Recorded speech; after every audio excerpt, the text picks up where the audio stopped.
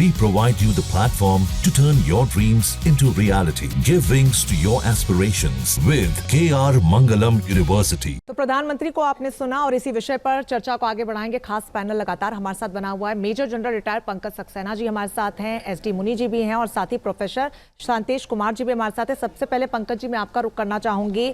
SCO का full form यहाँ पर बताते हैं प्रधानमंत्री, सिक्योरिटी कहते हैं, सी फॉर उनको कहते हैं और ओ फॉर अपॉर्चुनिटी वो कहते हैं। सो किस तरीके से आप पूरा एलॉबरेट करेंगे, क्या समझें इससे? संक्षेप में बोलूं तो वो बोल रहे हैं कि जहां पे सिक्योरिटी है वहीं पे अपॉर्चुनिटी रहेगी और जहां अपॉर्चुनिटी है वहां ग्रोथ होगी। इतना उन्होंने मतलब अगर संक्षेप में बोला जाए तो यही समझ में आता है।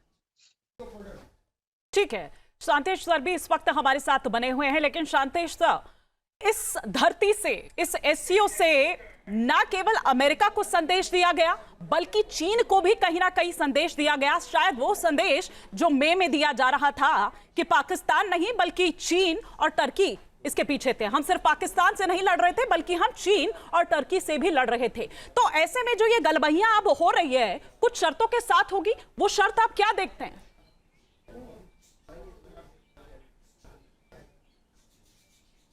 देखिए, निश्चित रूप से प्रधानमंत्री मोदी जो वहाँ पे स्टेटमेंट दिए हैं एससीओ को लेके, सिक्योरिटी, कनेक्टिविटी और अपॉर्चुनिटी की जो बात कर रहे हैं, आप देखिए उस पर बहुत बृहद स्तर पे एक बहुत बड़ा मैसेज है।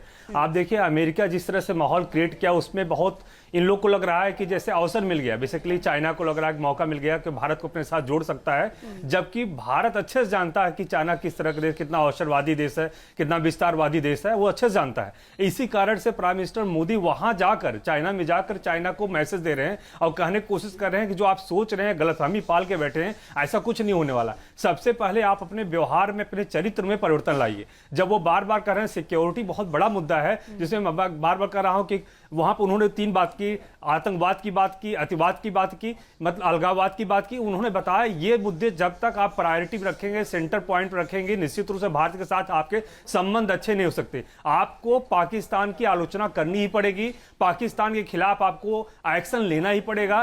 पाकिस्तान का समर्थन करते हुए आप इन्हें कह सकते हैं भारत का संबंध आपके साथ मजबूत हो सकता है। क्यों? क्योंकि वे टैरिफ अमेरिका ने बढ़ा दिया है। ऐसा कुछ भी नहीं होने वाला, आप गलतफहमी पाल के बैठे हैं। निश्चित रूप से भारत चीन के संबंध अच्छे हो सकते हैं, वो तब हो सकते हैं जब इन तमाम मुद्दों को, जो भारत बार बार कहता है, टेरर, टेरिटरी और ट्रेड, तीनों मुद्दे पर आप हम लोग के साथ बैठकर आपस में चर्चा करेंगे। चाहे बॉर्डर का इशू हो, चाहे आतंकवाद का मुद्दा हो, चाहे ट्रेड इनबैलेंस का मुद्दा हो, इन तीनों मुद्दों को बैठकर हमारे साथ डिस्कस करेंगे उसके बाद ही। और ये मैसेज मोदी जी वहां जाकर के उन्हीं के बीच बैठ करके, बिल्कुल सर, ये 1950 वाला जो हिंदी चीनी भाई भाई नारा एक बार फिर से अब 2025 में सुनाई दे रहा है ना, लेकिन 1950 एक अलग दौर था और 2025 का दौर एक अलग दौर है। रंजना, जहाँ भक्ति है हर शब्द में, कथाओं में छुपे हैं दिव्य रहस्य और ज्योतिष देता है जीवन को दिशा। धर्म से जुड़ी हर बातों को जानने के लिए हमारे चैनल स्तुति को सब्सक्राइब करें।